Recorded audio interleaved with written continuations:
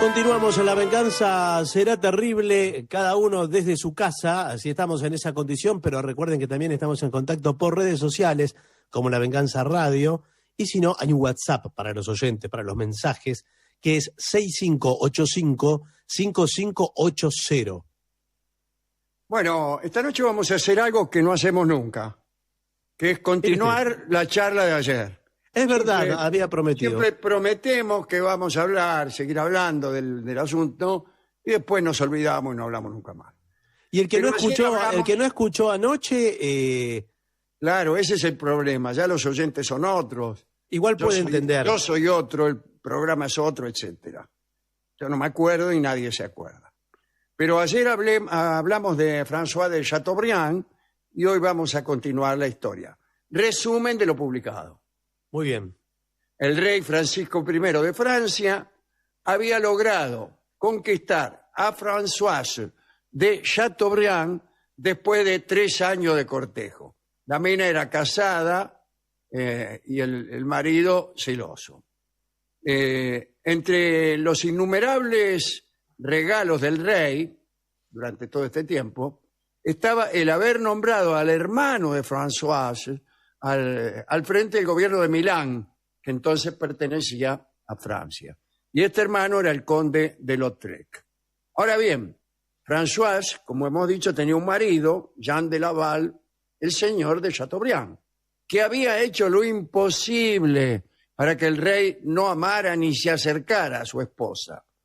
Pero resignado terminó por aceptar sus cuernos y que su esposa se convirtiera en la favorita del rey. Recuérdese que también Françoise se entregó a los brazos del rey justamente en el momento en que Francisco I perdía la elección para ser emperador después de la muerte de Maximiliano frente a Carlos I de España, Carlos V, a partir de ese momento del imperio, ¿no? Bueno, convertida, parece que le dio lástima, a mí me parece la mina.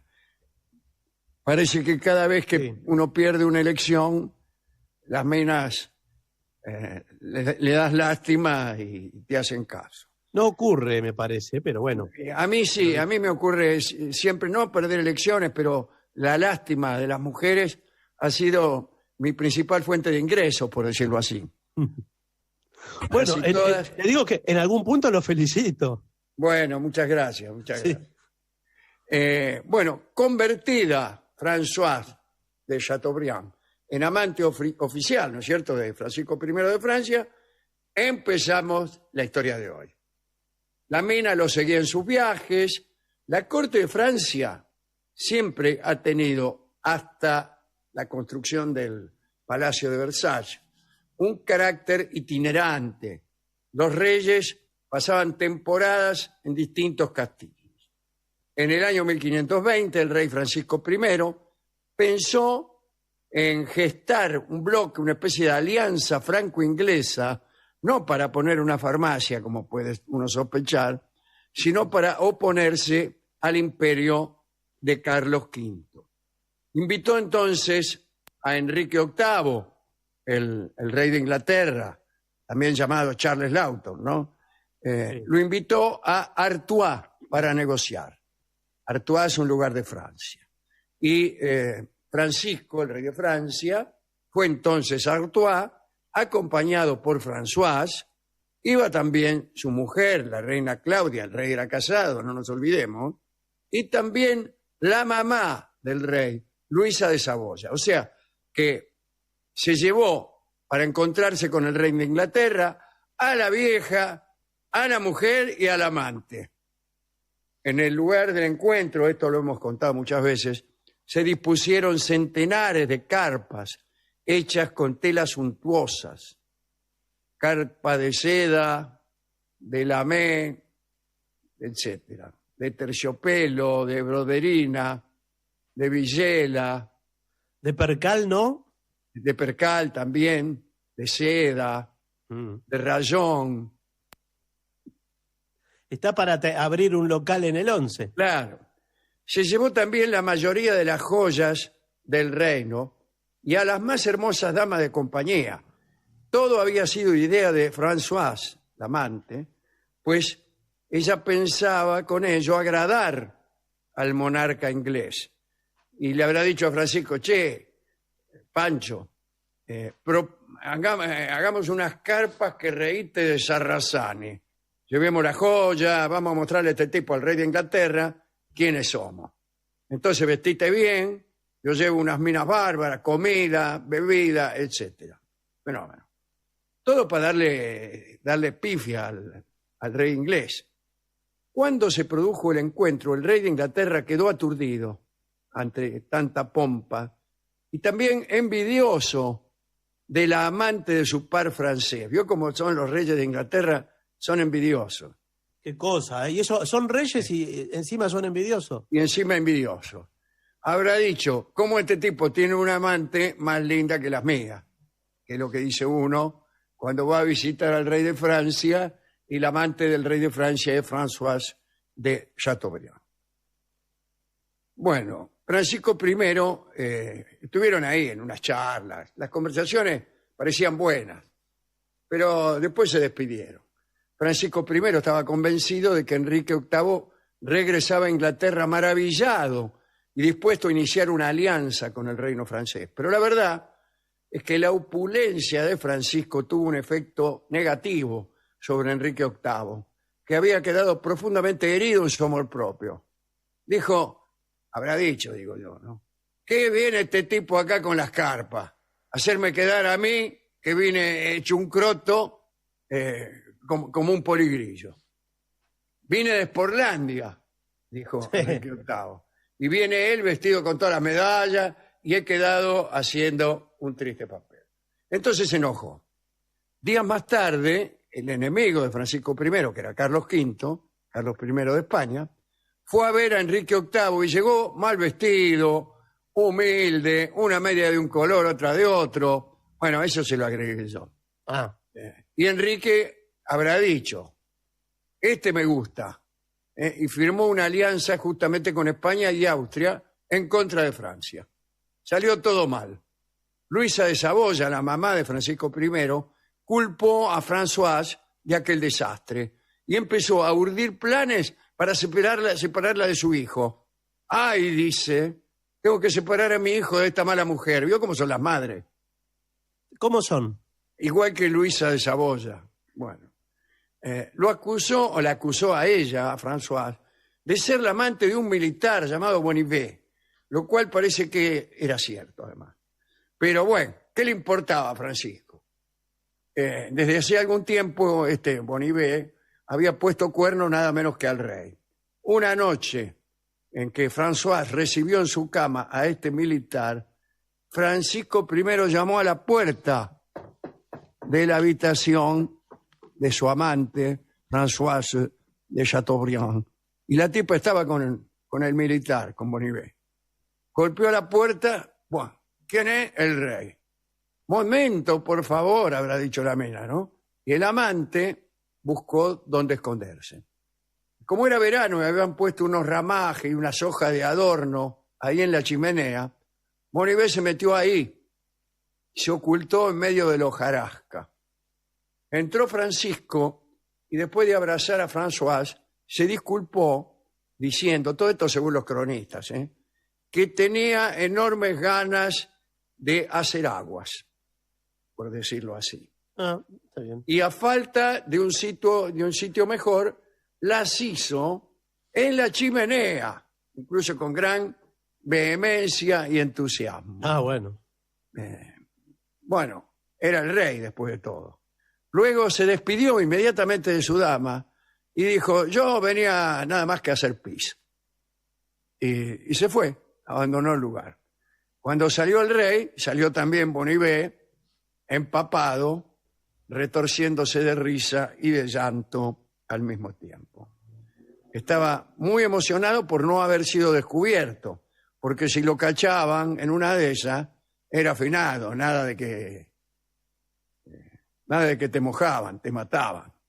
Así que bueno, como dijimos al principio, Francisco, cuando cortejaba a Françoise, había nombrado al hermano de esta chica, el señor de Lautrec, gobernador de Milán. Parece que los rumores que la madre del rey había desparramado acerca de esta relación entre Bonnivet y Françoise llegaron a oídos del rey. Le contaron todas las cosas. Francisco al principio no creyó. Dijo que no podía ser. Luisa de Saboya no insistió. Pero viendo que el hermano de Françoise era el gobernador de Milán, Luisa resolvió que Milán se perdiera. Es decir, que Francia perdiera Milán, nada más que para enojar al rey contra este señor Lautrec, el hermano de la mina. Y al mismo tiempo, desde luego, contra Françoise. El plan era así. Sabiendo que el de Lautrec necesitaba dinero para pagarle a los soldados, que eran unos mercenarios suizos, proyectó ponerle dificultades. En 1521, Lautrec, allá desde Milán, pidió 400.000 escudos para defender el ducado. El rey le dio la guita al señor de Semblances, que era el intendente de finanzas, el Semblances. Dice, mandale a Lautrec, que está ahí, el hermano de Françoise, que está gobernando Milán, mandale estos 400.000 escudos para que le pague a los soldados, o se compre unos rifles o algo para defender. Así hablaba el rey, ¿no? Luisa, la mamá del rey, fue a lo del Semblances y le pidió la plata por orden del rey. Dice, manda a decirle al rey que me des los 400.000 escudos, eso que se los ibas a mandar a Lautrec, dice que me lo des a mí, que soy la madre. Dice, para eso soy la madre. Tengo que pagar deudas urgentes. Y el Semblances, respetuoso, se inclinó y le dio a Luisa la guita. Era la madre del rey, no era una señora cualquiera. La mamá del rey, tome la guita, señora, qué sé yo. Soy la madre del rey. Manda a decirle al rey que me dé los 400.000 pesos que le iba a mandar a los tres. El tipo se los dio. Sí, Yo haría lo mismo. Ahora, muy bien, al poco tiempo las tropas de Lautrec, como no les pagaban, se desbandaron y el ducado se perdió Milán. Y Lautrec, desesperado, el gobernador, se presentó ante el rey. Francisco, que no sabía nada, lo insultó. ¿Qué haces acá, sinvergüenza, torrante? Dice que perdiste Milán y lo amenazó con desterrarlo. Lautrec se defendió y dijo, mire, no me mandaron la guita. ¿Cómo? Dice el rey, te mandé 400.000 ducados. Claro. ¿Y tu vieja? ¿Qué 400.000 ducados? Dijo Lautrec. Yo no recibí nada. ¿Cómo? Dice el rey. Si yo se lo di al Semblances para que te lo mandara. Bueno, mandan a llamar al Semblances. Y Semblances dice, no, escúcheme, vino su mamá, su majestad, vino la reina madre, doña Luisa de Saboya, qué sé yo, y me dijo, dame los 400.000 ducados. Le digo, tome, y se los di. Entonces aparece Luisa de Saboya. Dice, no, a mí yo nunca le pedí nada y nunca me dio nada. ¿Cómo, señora? Dice el Semblances. Usted vino y me pidió los 400.000. No, yo no le pedí nada. ¿Y el rey ahí a quién le va a creer? A la madre. A la madre, muy bien. Sí. Total, de todo este lío, el que pagó el pato fue Semblances. Lo colgaron, lo ahorcaron por malversación de fondos. Señor. Ahora bien, con la pérdida de Milán, Luisa, la mamá de Francisco, tampoco pudo apartar a Françoise del lado del rey. Pasó todo esto, pero el rey no la dejó. El único que pagó el pato fue Semblances. Planeó la vieja, que era terrible la vieja esta, planeó otro asunto. Pensó que otra bella muchacha tal vez pudiera conseguir desbancar definitivamente a Françoise. Y como quien no quiere la cosa, digamos, le presentó a su hijo a Anita de Pissellier, una muchacha que tenía 18 años. Era rubia, con un busto digno de un rey. Parece que los reyes tienen un busto prominente. Sí. Francisco se hizo cargo inmediatamente de aquella dignidad. François desesperó cuando supo que el rey tenía una nueva amante. Hizo todo lo posible por combatir a esta chica y empezó una lucha entre las dos favoritas. El rey, que adoraba a François, estaba muy contrariado.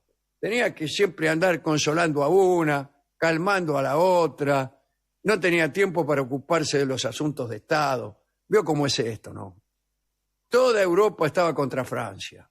Y el rey mete a componer poesías para aplacar a sus dos amantes.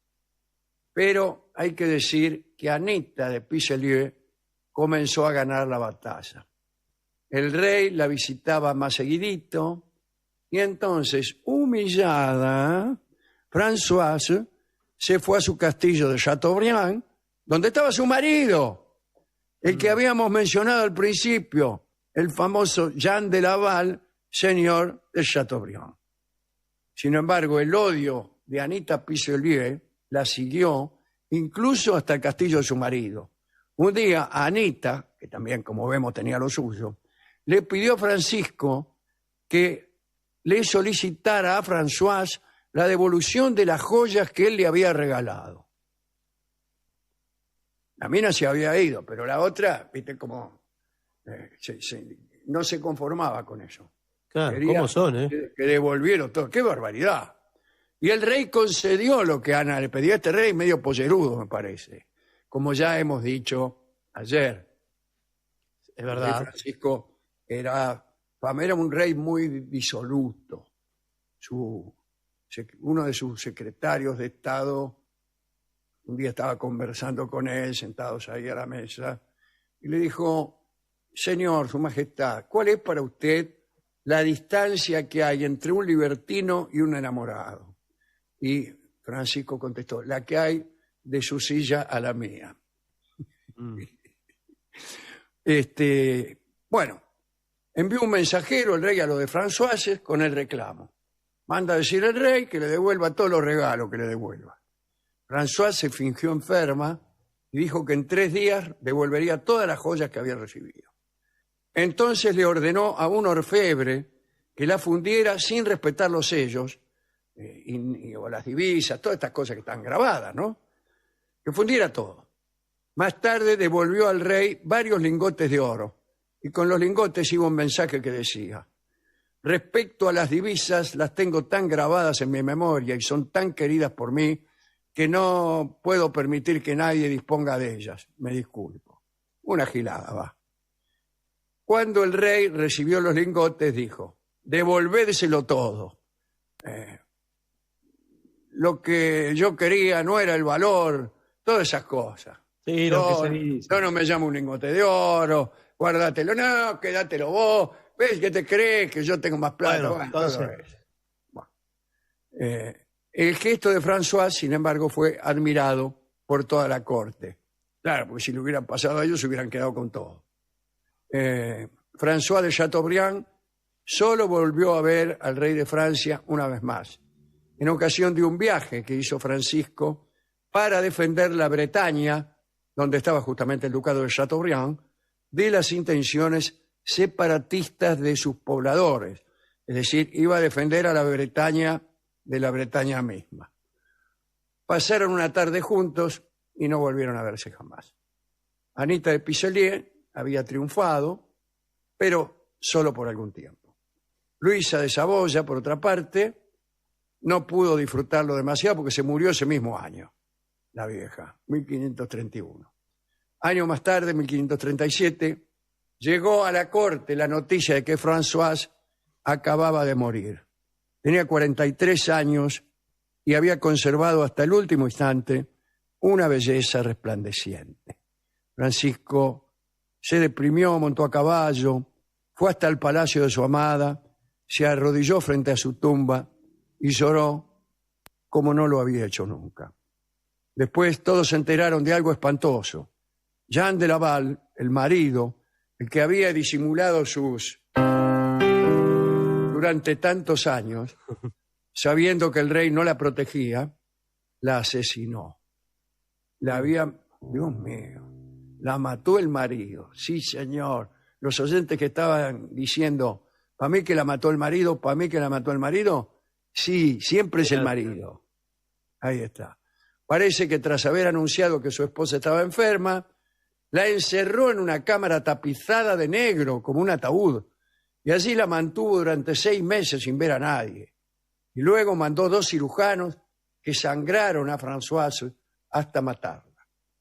Francisco no quiso enterarse más de aquel horror y el asunto quedó olvidado para siempre.